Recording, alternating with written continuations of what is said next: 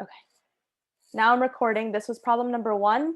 I already went through it for those of you who are watching at home, so you can pause the video and look at what I did and watch every single step. All right. Here's a question. Why did we not multiply the 2? Okay, Bianca, can you be more specific? What step are you talking about? Step 1.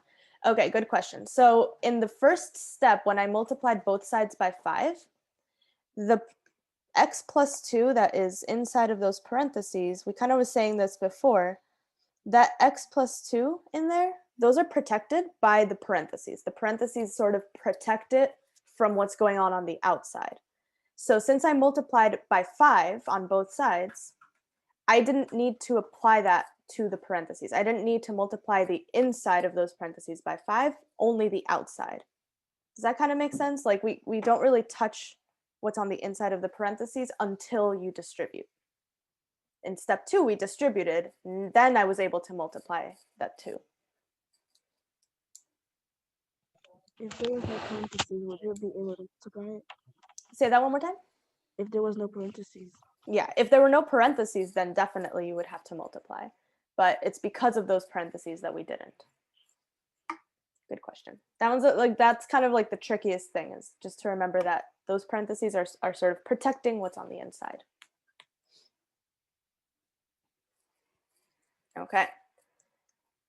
Number 2. Here's another one. This one's a little bit more, it's a little longer, a little more intense.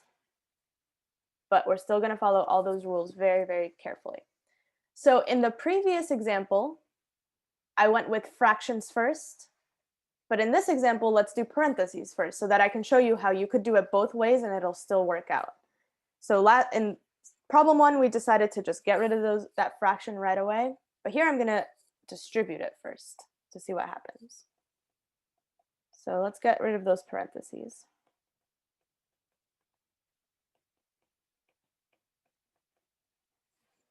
Okay. So I have some distribution over here, but also on the right side. And here's a question for you guys. This 4, I'm going to distribute it. I'm going to multiply by 2x. I'm going to multiply by -6. Should I also be multiplying that 9x?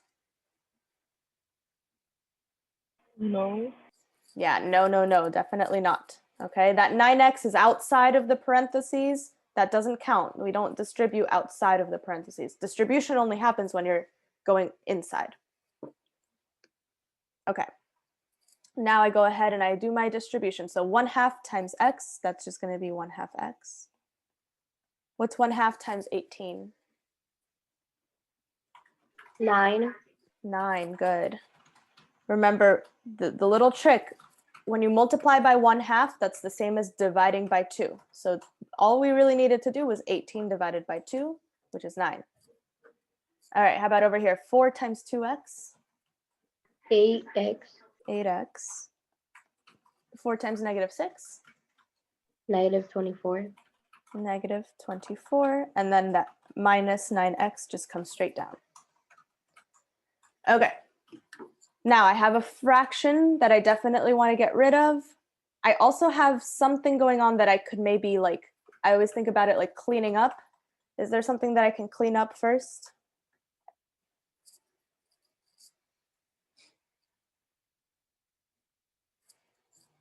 Then 24 and the 9. The 24 and the 9, I see where you're going with it, but those two are not the ones that I would clean up. Alyssa's saying combine like terms. The 8 and 9. The 8 and the 9, yeah. So yes, there's a fraction. Yes, I definitely want to get rid of it. But before I do that, I'm going to clean my room. I'm going to clean up a little bit. I'm going to simplify by combining like terms. Because there's notice there's 3 things going on over here on the right side. There's a lot on there. You always want to kind of combine like terms, clean it up, and then deal with all your issues. All right, so here we go. 8 minus 9 is... That's 8x minus 9x. Good, I see Alyssa said it in the chat. 1x, which is the same as just negative x, but I'm going to leave it just like this, negative 1x minus 24. That 24 just comes down. Any questions on this step that we did, combining like terms?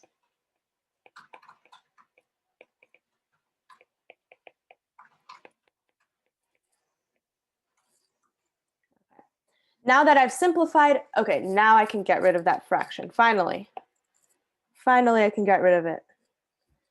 To get rid of that fraction, what do I do to both sides? Multiply it by 2. Multiply by 2, good.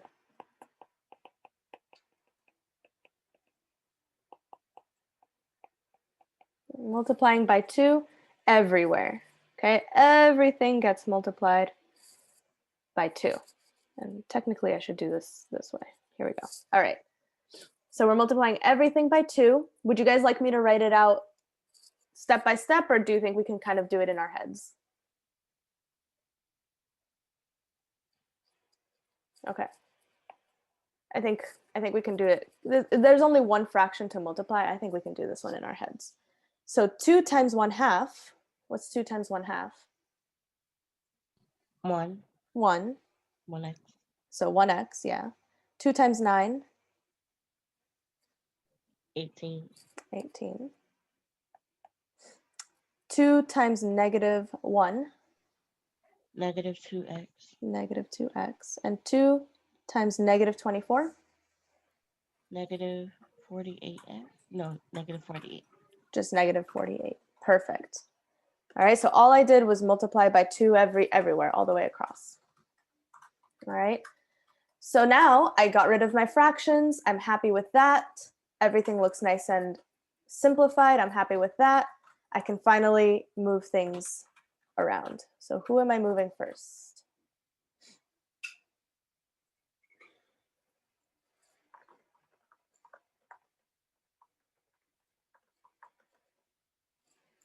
What do I do first here? You can add the 2x. Good. We're going to move all our variables to the left so I can add 2x. And why am I adding? Because that's to cancel out the negative 2x. We're doing the reverse operation. Reverse operation. Perfect. Beautiful. Okay. So I'm adding 2x. 1 plus 2, nice and easy. That's 3. So I get 3x plus 18 equals negative 48. Don't forget that negative. Now what?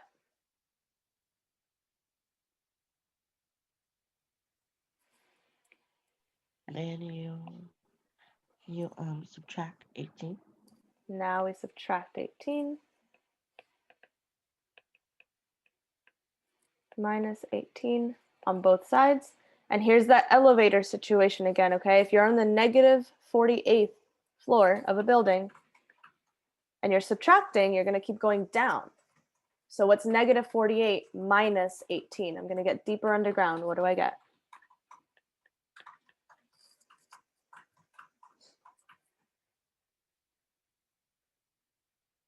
Deeper underground. Think about it again. If I'm underground and I go deeper, is it going to stay negative, or am I going to suddenly shoot up into the positive world? 60. Good. No.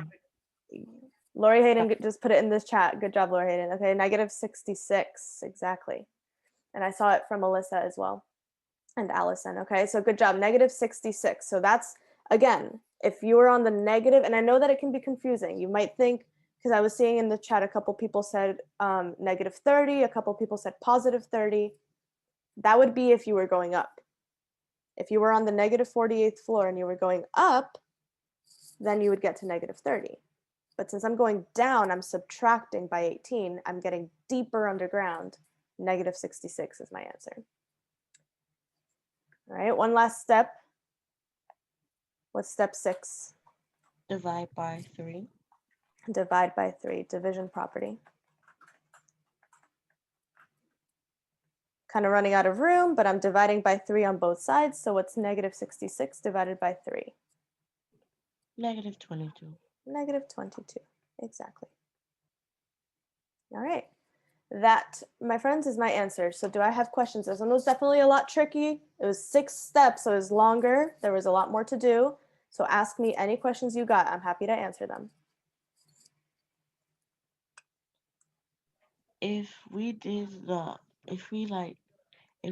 out the fraction first, would it still be the same answer? Yeah, if you canceled out the fraction first, you would still get the same answer as long as you were following the rules. Okay? So for example, if you decided to get rid of the fraction first, you would have had to multiply by 2, right? In the first step. So let's pretend we decided to do that instead. And I was like, okay, I'm going to multiply everything by 2. Let's just quickly remember, if I'm multiplying everything by 2, what is protected that I wouldn't be multiplying by 2? Everything that's in the parentheses. Everything in the parentheses, exactly. So when I multiply this 2, I'm going to multiply it to the 4 and to the 9x, but not to the stuff inside those parentheses. So that's the one tricky thing about it.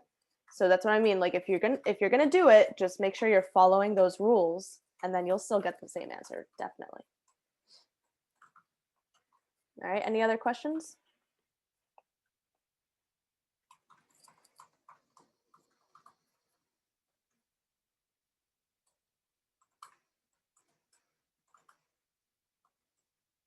Okay.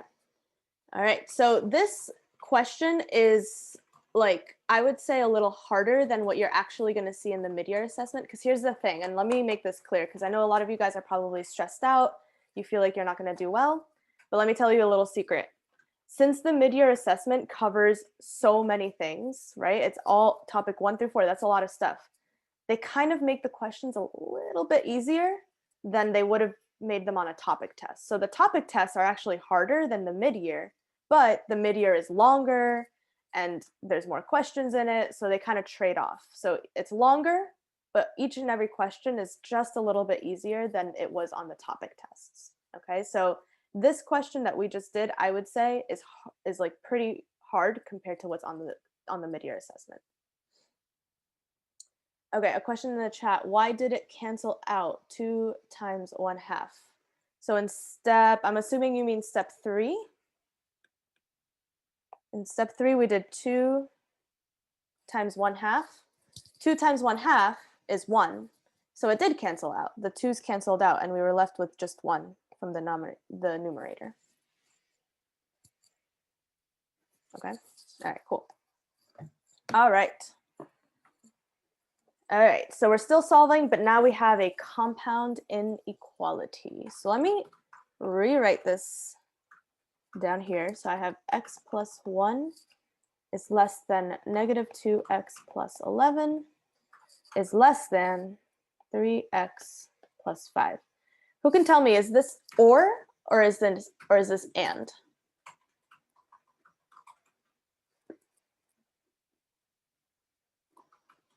Is this an or and? Or. Allison says or. Alyssa in the chat is saying and. And. Bianca says and. Lauren says and. Yeah. So how can you always tell the difference? Does anyone remember this? The or is in the equation. Somebody separated. Yeah. So or is always separated, and I keep saying and. Or is already separated, and when you have an or inequality, it'll say the word or. So anytime if you're confused, just remember or inequalities say or in the inequality. And inequalities are kind of combined. They're put together like this one. So I know this is and because it's already combined together. And what do we always have to do first in order to solve it?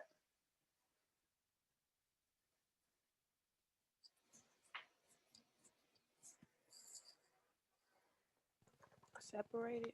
Find the two equations. Yeah, so we need to separate it. We need to tear it apart first and then solve each of them individually. So here we go. We're going to tear these two apart. So I have all of this becomes one inequality. So I have x plus 1 is less than negative 2x plus 11. And then the other half, all of this, becomes its own inequality as well. So negative 2x plus 11 is less than 3x plus 5. So at this point, I want you guys to take about, I don't want to take too long just because we do have a lot of problems to get through. So just take about 3 minutes to see how far you get. 3 minutes, see how much you can do in 3 minutes, and then we'll come back together.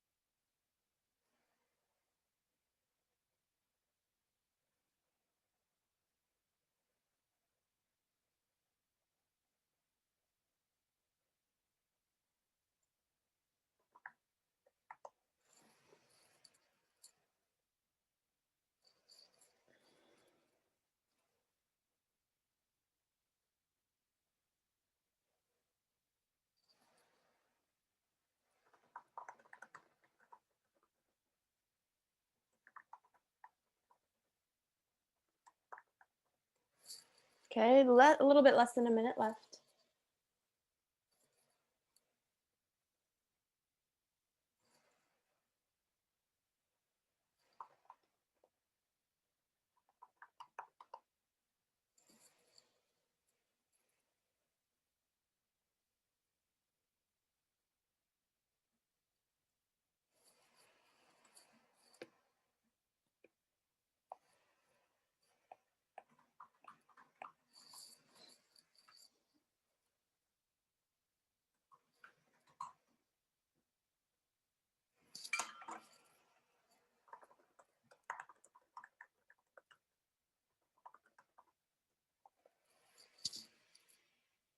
All right, time's up.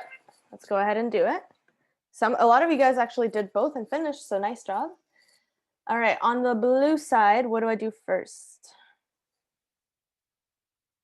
Good, Lori Hayden, plus 2x, plus 2, plus 2.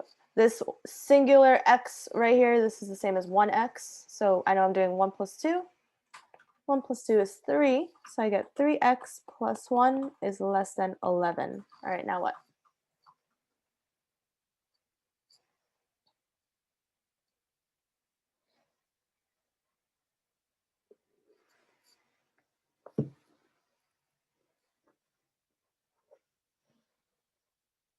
All right, so we've got this 1 that I got to get rid of. And just remember, this is a positive 1. It's plus 1. So to get rid of it, what operation should I use? Good, Naomi. We're going to subtract by 1. All right, 11 minus 1 is 10. So I have 3x is less than 10. I divide by 3 on both sides. And I end up with a fraction, which is totally okay. So I end up with x is less than 10 over 3. Questions on the blue side? Cool. We're going to leave it as a fraction. We're going to leave it as an improper fraction. Remember that in algebra, that's how things are done. We're leaving it as an improper fraction. We don't really need to turn it into a decimal or anything else. We just leave it as is. All right, green side. What do I do first here?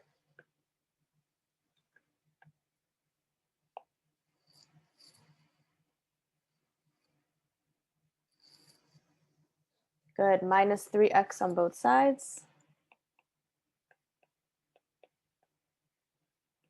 All right, negative 2 minus 3. What does that give me? Good, negative 5x plus 11 is less than positive 5. All right, now what?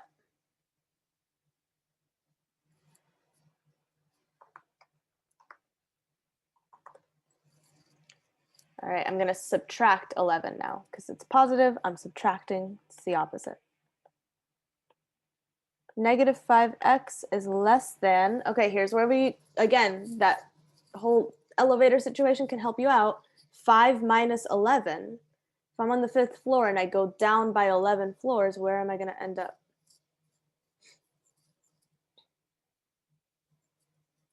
Good, Alyssa said it in the chat, negative 6. All right, final step, I'm dividing by negative 5. What happens here?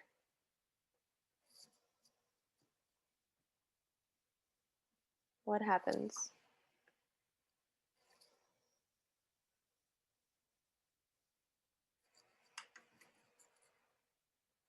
Go ahead and say it publicly if you know. It stays as a fraction, yes. It stays as a fraction. But importantly, I'm dividing by negative 5. There you go, Alyssa. The sign is going to flip. So I get x is greater than. X is greater than. And then I'm going to leave it as a fraction. However, a negative divided by a negative gives me Positive. a positive. So I get x is greater than 6 over 5. Positive 6 over 5. So here we have it. X is less than 10 over 3 and x is greater than 6 over 5. Questions on this one? All right, now at this point, I would want to kind of stitch this back together. All right, because we started with a compound inequality that was kind of put together, meshed together. And here I would need to, since I have two separate inequalities, I would want to put them back together. But there's one important thing that we need to do first, which is let's identify which of these numbers is bigger and which one is smaller.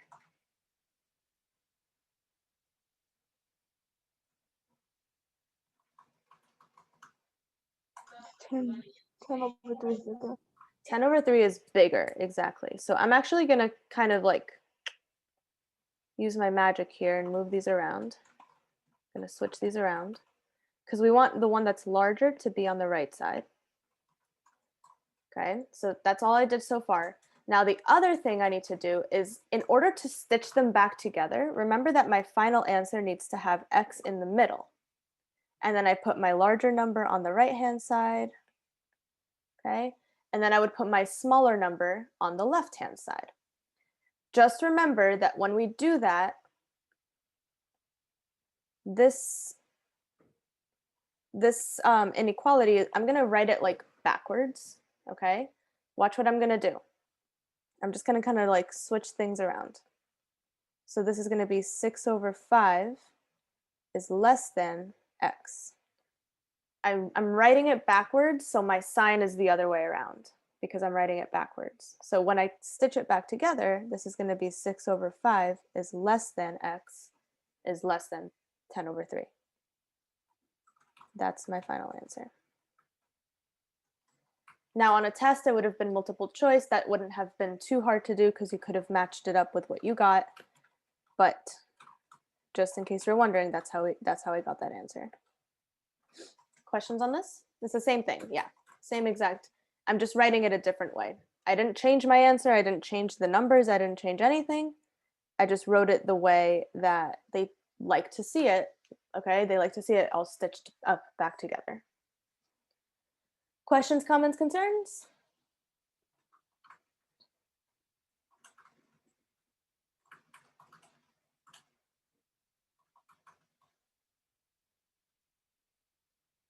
All right.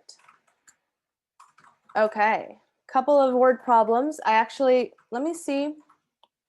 There's one of these that I like better than the other. Yeah, there's another word problem that's even better later on. So I'm going to skip this one for now in case we run out of time, and then I'll come back to it. Somebody remind me, slide 6. At the end of class, if I have extra time, come back to slide number 6. All right. Topic 2, functions and sequences. So we're kind of done with all of those equations and solving equations. We're now going to move on to functions. So a function is shown in the table below. If we included in the table which ordered pair, so -4, 1 or 1, -4, would result in a relation that is no longer a function. So what I currently have is a function, but if I added one of these two, it would no longer be a function. So which of those two ordered pairs would make it no longer a function?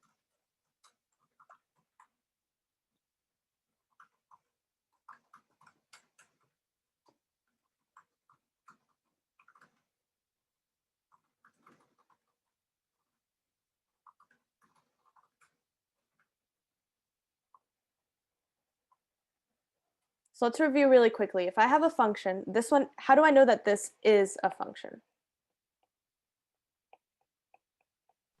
The x values are not repeated. The x values are not repeating, exactly. So I look at this column, just the x column, and I notice that there's no repeating values. So I'm good. But what would happen, is there a coordinate pair that I could put in there and then it would repeat? So which of those would make it no longer a function?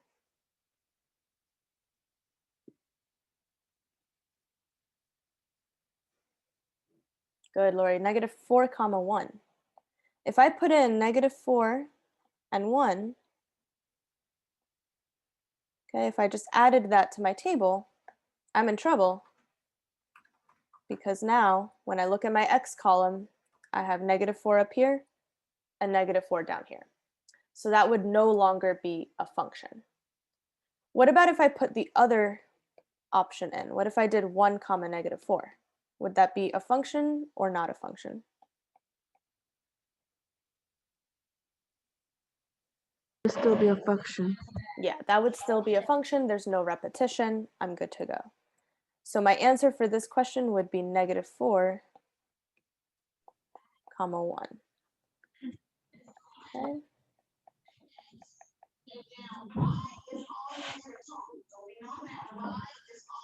Would no longer make it a function. Any questions on that? What makes something a function versus not a function? Like these questions are very simple. So if you get a question like this one on the test, you should be really good to go.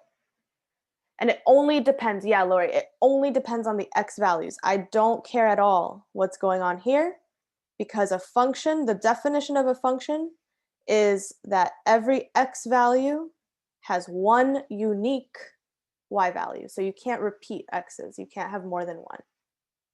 So that's the very basic definition. All right, let me see if I have another one. Okay, no, now we're gonna kind of talk more about, I wanted to spend more time on domain and range because that's a little bit trickier. So let's look at these. So at an ice cream shop, the profit, P of C, is modeled by the function P of C equals 0.87C, where C represents the number of ice cream cones sold. An appropriate domain for the function is blank. Okay. Domain. Domain is what? The x value. The x values, the inputs. So whenever you see a problem that asks you what is the domain or what is the range, you always want to think, okay, what are my inputs? What are my outputs? So in this problem, what's my input? And how do you know?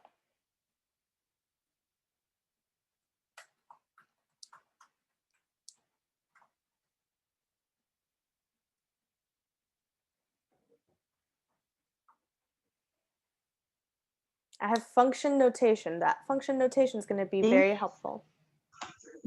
Say that again. D? Well, you already picked an answer for me. I'm breaking it down Oh. first. What did you say? Say it again. I said the input. Can it be C? Oh, C. I thought you were answering the problem. Yes, the input is C, exactly. Because whenever you have function notation like this, P of C, that's the same as when you have f of x or g of x or h of x. All of that is function notation. P of C is just another type of function notation. So whatever's on inside the parentheses is your input. So here, C is my input. And what does C represent?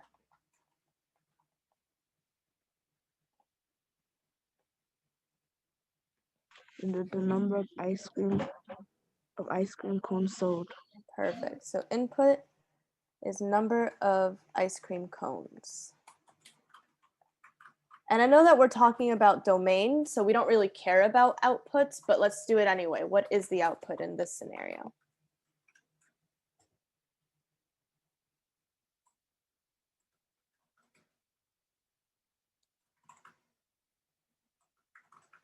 Yeah, Naomi said it. Output is P, so there's always two letters, right? One of them is going to be the input, one of them is going to be the output. So in this case, the output would be P of C, output, okay? So what would that represent? What is P? The profit? The profit, exactly. So the output is money, profit. Doesn't matter for this problem, but sometimes it does matter, so it's important to know both. All right, so my domain is my input values. The input is number of ice cream cones. So what types of numbers make sense for this domain? Integers? Integers. And can anyone remind me, what is an integer? What's an easy way to remember what integers mean?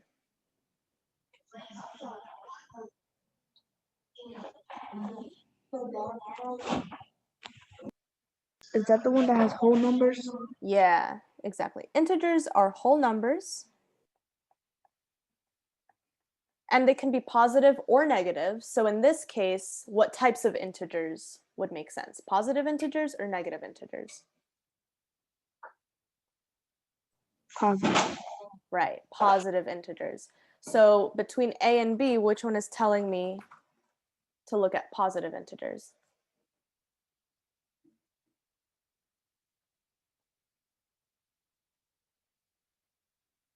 Good. Samantha said it in the chat. That would be answer choice B. An integer greater than or equal to 0. Positive integers. And Naomi said it too. Good job, girls. All right, so yes, an integer greater than or equal to 0 would definitely be my choice. I don't want to have half an ice cream cone. I want to have a whole ice cream cone. Thank you very much. So that is correct. Any questions on this one? So one more time, if you have a question that asks you for the domain or the range, list out what are your inputs, list out what are your outputs, and then use that information to solve the problem. Here's another one. Colin noticed that various combinations of nickels and dimes could add up to 65 cents. X is the number of nickels, Y is the number of dimes. What is the domain, where Y is a function of X, and the total value is 65 cents. So again, we're talking about domain. Domain is my X values, so domain has to be the number of nickels, the possible number of nickels.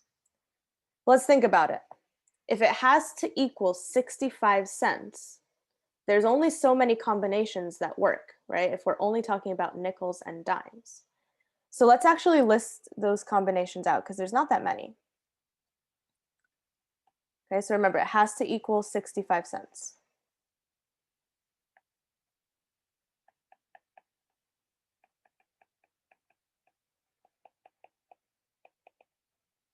Okay, so let's say I have 1 nickel. That's 5 cents. How many dimes would I need? Actually, before I do that, if I have 0 nickels, can I make 65 cents only using dimes? No, you can't, right? Because dimes are 10 cents each. You can't get to 65 using only dimes. So that combination doesn't work. But what if I have 1 nickel? How many dimes?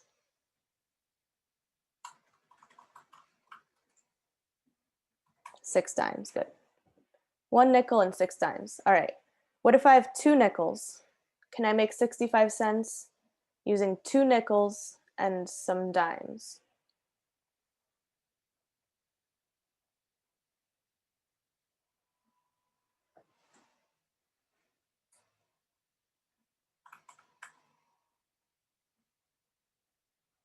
How much is 2 nickels? 2 nickels is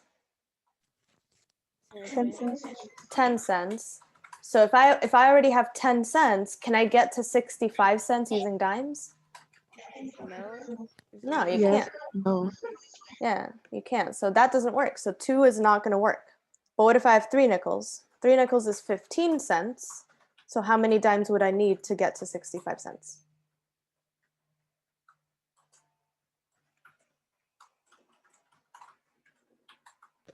5. 5 more nickels? 50 plus Bill, that would give me 75, wouldn't it?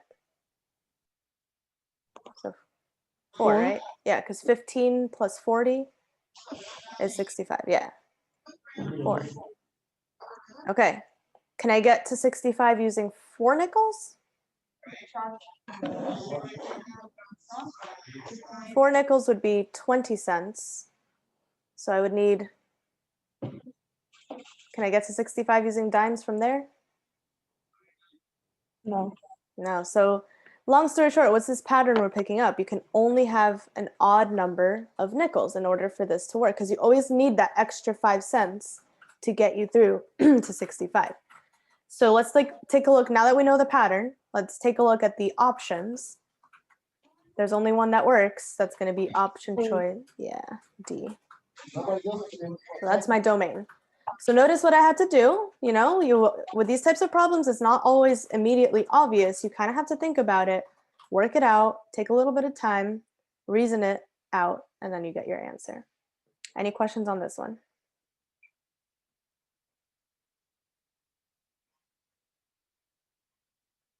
All right. Here's another, okay. And this is the word problem that I do like. So an astronaut drops a rock off the edge of a cliff on the moon. The distance d of t in meters is the rock travels after t seconds can be modeled by the function d of t equals 0.8 t to the power of 2. What is the average speed in meters per second of the rock between 5 and 10 seconds after it was dropped? Okay, there's a lot going on here, but let's break it down. What is the question actually asking me for?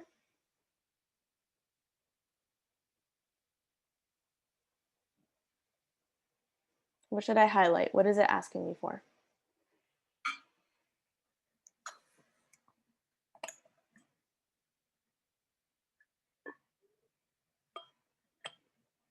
What is the average speed in meter per second of the rock between 5 and 10 seconds after it was dropped? Exactly. And I'm only going to highlight for now, I'm just going to highlight this part because that's like the core of the question, the speed in meters per second. Per is a key word for what? When you see the word per, what does that represent?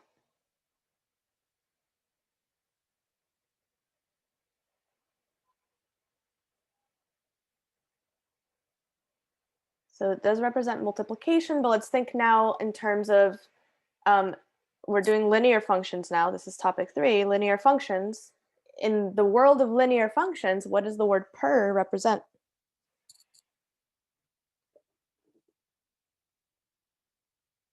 X. It has something to do with x, but there's another word for that. Oh, Alyssa got it. Yeah, Alyssa, say it in public because you got it. Slope. Yeah. Per is slope always. And anytime that you're talking about a linear function, remember that we always look for that key word per or each or every. And the other way that you could have thought about this is that speed, I always say this too, speed is also always slope. Meters per second, miles per hour, minutes, or I don't know, kilometers per minute, it's always going to be slope. Whatever that speed you're talking about, if it's a car driving, a truck driving, a bicycle, anything that's moving, the speed is always the slope, okay? So in other words, this question is a slope question. And we know that slope questions always come back to that formula. What is that formula for slope?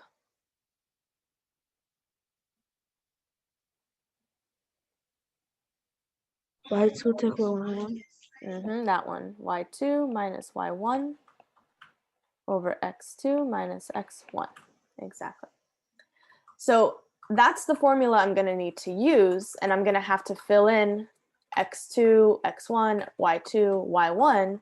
However, I don't have a graph, I don't have a table, I just have this equation, this function. So let's take a look at what other information we have. I know that my equation looks like this: d of t equals 0.8 t squared. And I know that I'm looking for the speed between 5 and 10 seconds. Between 5 and 10 seconds. That 5 and that 10, are those my x values or are those my y values? X. Yeah, those are my x values, exactly. So that goes here and that goes there, but I don't know the y values in order to plug them into my equation, to my formula. So what we need to do is we need to use that equation that they gave us that I highlighted in green, and we're going to plug in a 5, see what we get, and then we're going to plug in 10 and see what we get. So let's go ahead and do that. Oops, I didn't mean to erase that. Okay. So I have d of t equals 0.8 t squared. I'm going to plug in 5. Here we go. So d of 5,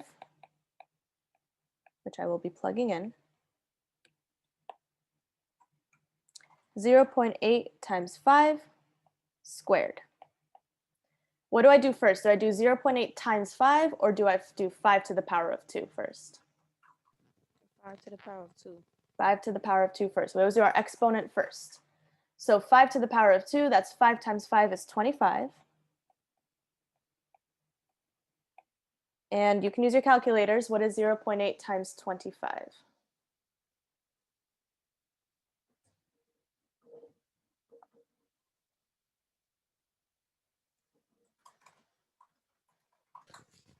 $20. 20, good. So d of 5 equals 20. That means that my y value is 20 for this one. So I'm almost there. I just need one more y value. I got to do it again, but this time I'm going to plug in 10. So let's go ahead and plug in that 10.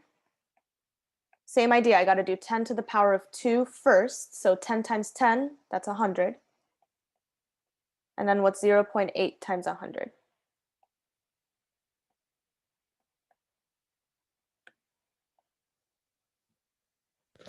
80. 80, exactly.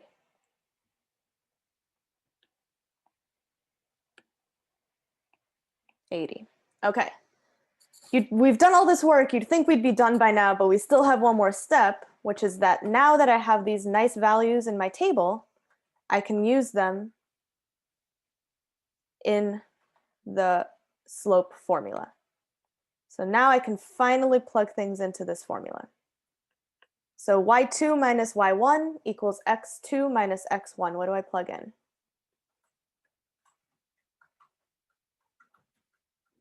80 minus 20. 80 minus 20. Good. Equals over 10 minus 5. 10 minus 5. Perfect. 80 minus 20 is 60. 10 minus 5 is 5. What is 60 divided by 5?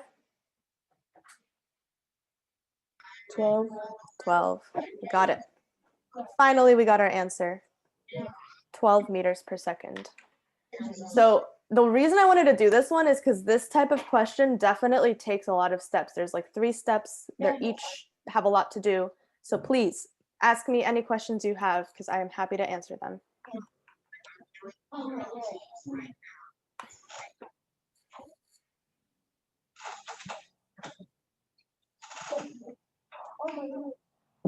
I would have never thought to do this.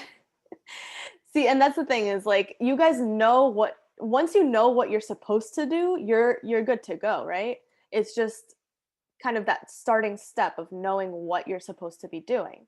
So always when you read these problems, you got to really read them and look for keywords. That's always going to give you your answers is those keywords, okay? And here my keywords, I knew I was looking for speed. I saw the word per. In my head, I was like, oh, I got to find the slope. That's what I got to do. Slope, those 2 keywords both point to the direction of slope. All right, so we kind of had to like piece that together. But here's the thing is you will see, I'm telling you now, you will see a question like this on the mid-year. You will. So look at it carefully. Remember what we did. And when you come to that question on the mid-year, you should already automatically know what to do now. Okay? So any final questions on this one?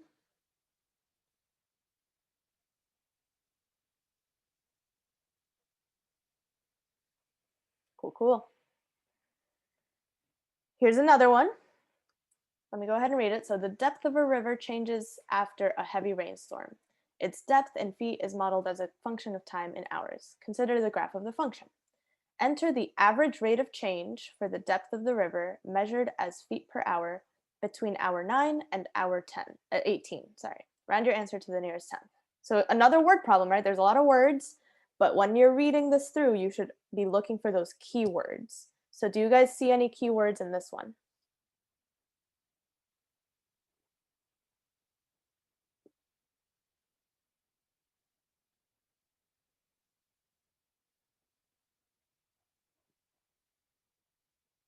Okay, Samantha says average rate. Yeah, Alyssa says average rate of change. There's one for sure. Average rate of change. And Lori Hayden got me the other one, per, exactly, feet per hour. So this is another one where right away, based on those keywords, I know that I'm looking for slope again. I know that I'm gonna have to use that formula. I know that I'm gonna need values to put into that formula, and they're giving us a little hint. They're telling us to look at hour 9 and hour 18. So I'm gonna look at my graph. Hour 9 is here. And there's my first point, 9, 18. And then hour 18 is up here. That's 18, 21. So here we go. Now I have some numbers. Now I can plug this into my formula. So this one's actually, it's a similar, we're doing the same thing as this one, as the previous one we did, but it's easier because we have a graph. And on the graph, I can identify those numbers. I don't have to do any math. So what do I plug into my formula? y2 minus y1. What do I write?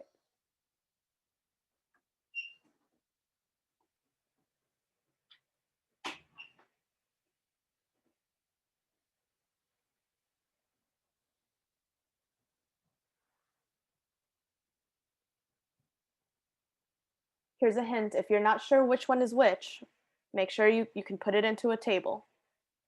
Good, Lori Hayden. 21 minus 18.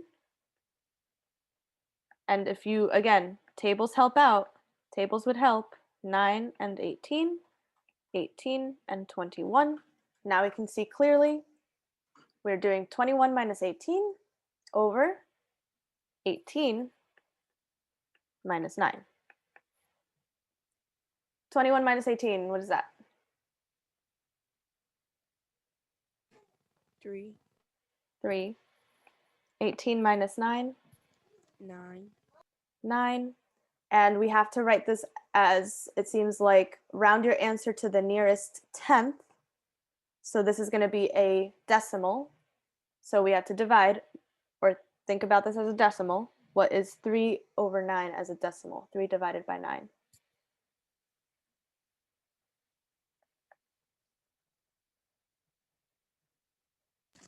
0.33. 0.33. And since I need to round to the nearest tenth, that's just one decimal place. So I round to 0.3. There we go. All right, so again, slope, rate of change, that word per, those will come up, and it's important to just always remember when you see those keywords, you know you're calculating the slope, you know you're going to use that slope formula.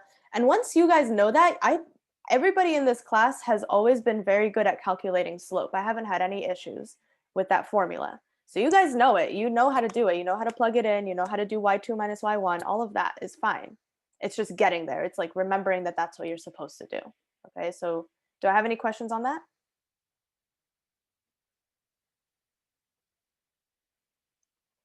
Alrighty.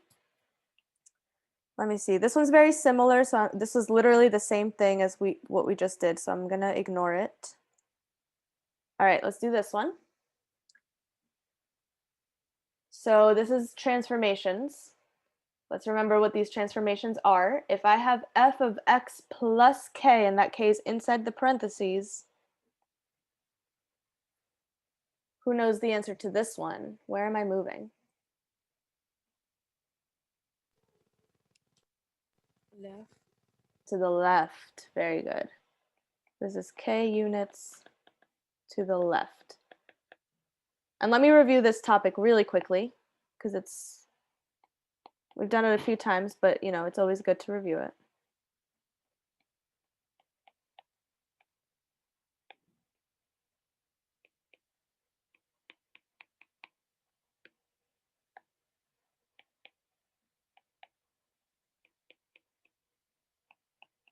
Okay. Inside the parentheses and adding, that's what we just did. This one is to the left. What about the next one, if I'm subtracting k? Inside the parentheses. Good, this is right. Opposite. Yeah, so they're opposites, but only when they're inside the parentheses, because in the next one, when it's out of the parentheses, where's that one going? Up. This one's up. And then the last one? Down. Down. So whatever that number is, whatever k is, that's how many units you would be moving in that direction. All right, so I think the next example has an actual graph on it that we can look at, but it's always good with these problems. They like to do it on a graph, but they also do it as a word problem sometimes. So you have to make sure you can you know what it means without a graph. Any questions on that one?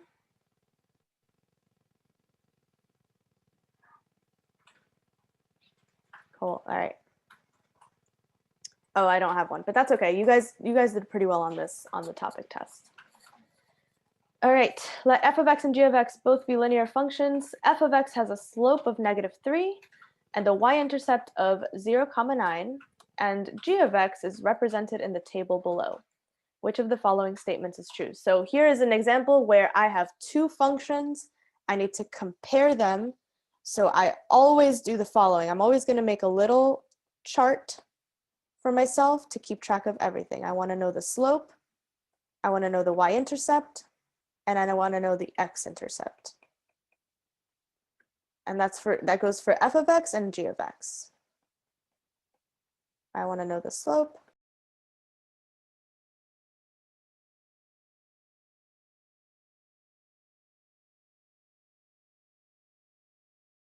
Okay, hi guys, sorry. I got this, my Wi-Fi went out.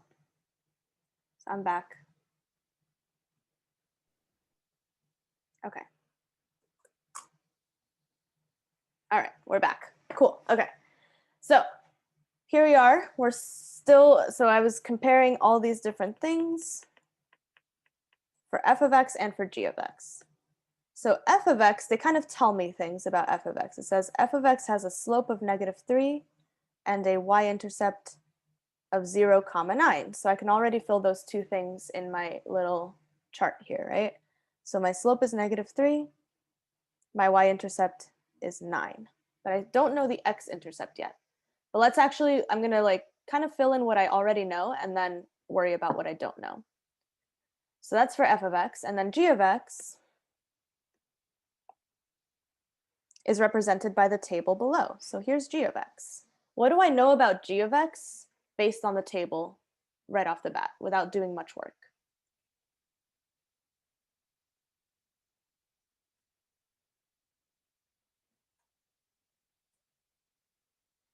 The x-intercept. Yeah, the x-intercept, exactly. How do I knew that I was looking for, I had a 0 right here, right? And zeros always tell me either the x-intercept or the y-intercept, depending on where it is. And since this was -2, 0, I know that this is my x-intercept. So that's -2. Okay. Now I have all my unknowns. I have everything that was easy to figure out, and now everything else I'm going to have to do a little bit of work. What would you guys like for me to find first?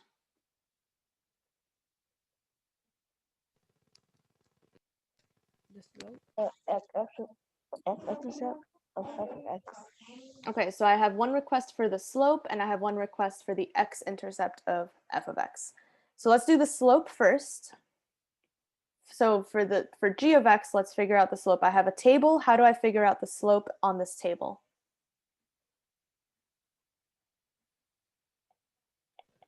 You could do rise over run. Yeah, we can do we got our slope formula. Yeah. Oops, sorry. All right. So y2 minus y1 over x2 minus x1. We know the drill. Let's pick 2 points, any two. Which ones do you guys want to choose? They kind of all suck. There's negatives everywhere. So which ones might be easier?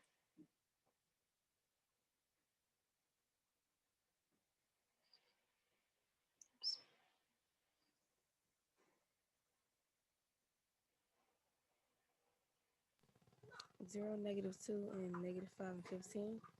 0, -2. So -2, 0, and -5, 15. Sure, let's do it. So here I would have 0 minus 15 over -2 minus -5. There's some negatives. That's okay. We can do it. So 0 minus 15, we're going to leave, 15. is -15. Good. And then remember, 2 minus -5, when you have two negative signs like right up against each other, we can think of it as a positive sign. So this is -2 plus 5. What does that give me? -7. Other way around, it's -2 plus 5.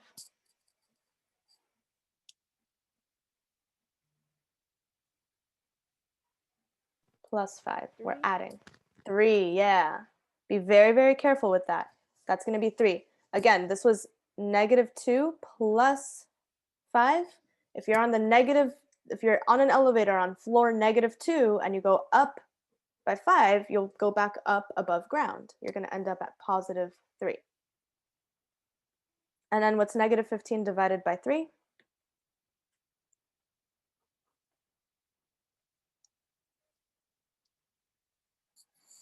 -5. -5. So that's my slope, -5. Okay. All right. So I did that. And then my other request that I heard was to get the x-intercept for f of x. So let's do that, because once we do that, we can pretty much figure out our answer without too much more work. So I know that f of x has a slope of -3 and the y-intercept of +9. So let's go ahead and write the y equals mx plus b equation for f of x. Fill in the blanks. Y equals mx plus b. That's going to be y equals what?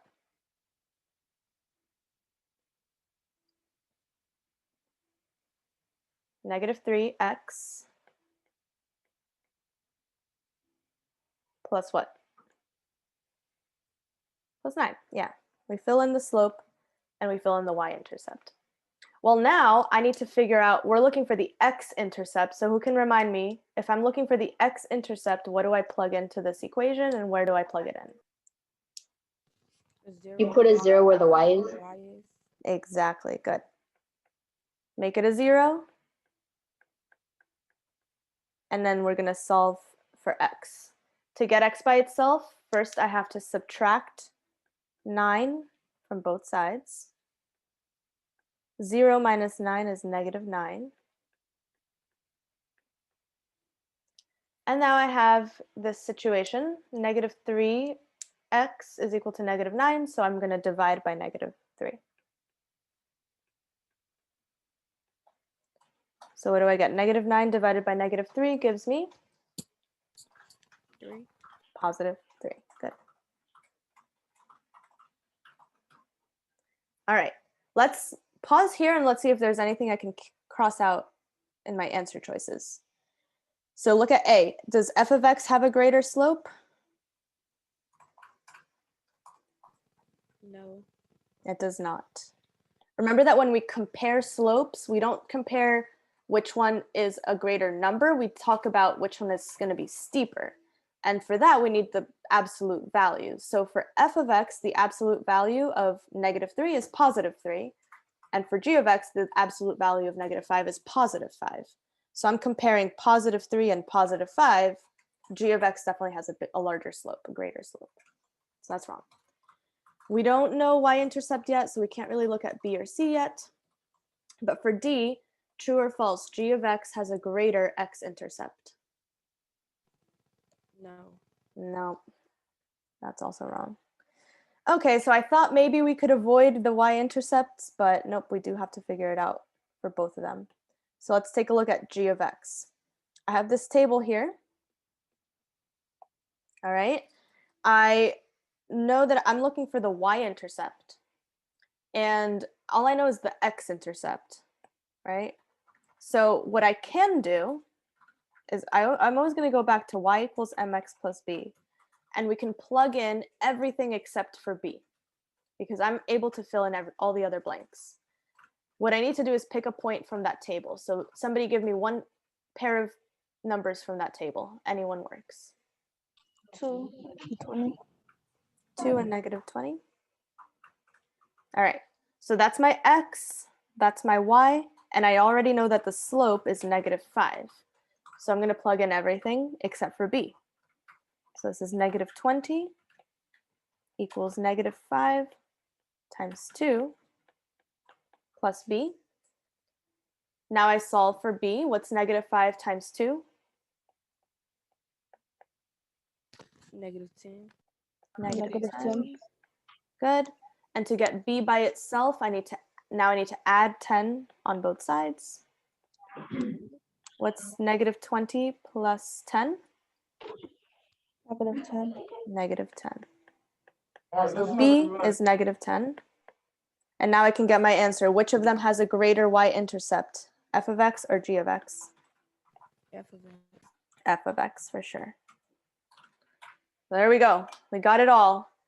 Now, of course, we didn't get to everything. Time's almost up. We didn't get to everything. We were only missing 2 questions though. So these last 2, let me do this one because it's pretty quick. Look at the tables of values. What is the solution to f of x equals g of x? What do I look for when I'm looking for that value?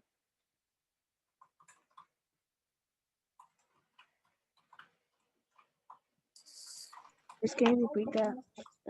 If I'm looking for the solution to f of x equals g of x, first of all, what is that point called when they're equal to each other?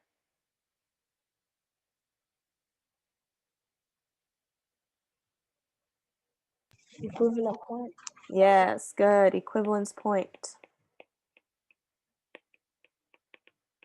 Cool. I'm looking for the equivalence point.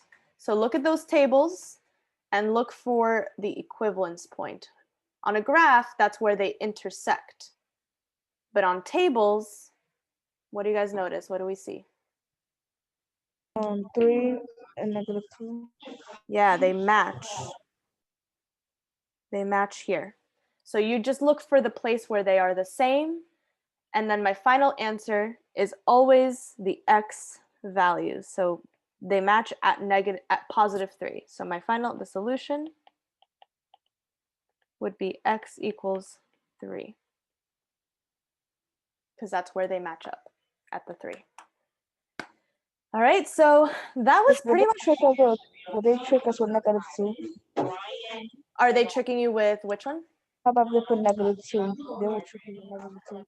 No, on this test it'll all be multiple choice. So actually, you know what, they might, but it would look like this, like x equals 3, that's the correct answer. They might put x equals -2. They might put x equals 0 or x equals -1. And then just remember that since it's talking about x values, that's what we look at. So we looked at the 3 because that's the x value, not the y value. Alrighty, so that was pretty much everything. Quick reminder that there is homework due Sunday at midnight. And if you guys looked on Teams yesterday, I put a little message because Miss Lopez was not following her own advice and she did things in her head and then she got the wrong answer. And so therefore she messed up. So question 1 and question number 2 are wrong. The answer choices don't match with what actually is the answers. So for those 2, you can put whatever you want. It doesn't matter. I'm not going to count them. So ignore question 1 and number 2. Just put something random. Don't worry about it because that was my mistake. All right, but that is due Sunday at midnight. And make sure that you study over the weekend. There's a lot of things you can do to study. I'm going to put up some worksheets that we've done in the past that you can study off of. I'm going to always, I'm always putting up the videos on YouTube, so make sure you rewatch those. You can always go back to Khan Academy and do a few practice problems on Khan Academy. There's a lot of things that you can be doing over the weekend to study, so make sure you do that. This is a big test. I want us to all take it very seriously. All right, so make sure that you're putting in the work if you want to see results. So if you guys have any questions, you can stay. I'm going to respond to a few people in the chat right now, but otherwise you are free to go. Have a happy Friday and have a very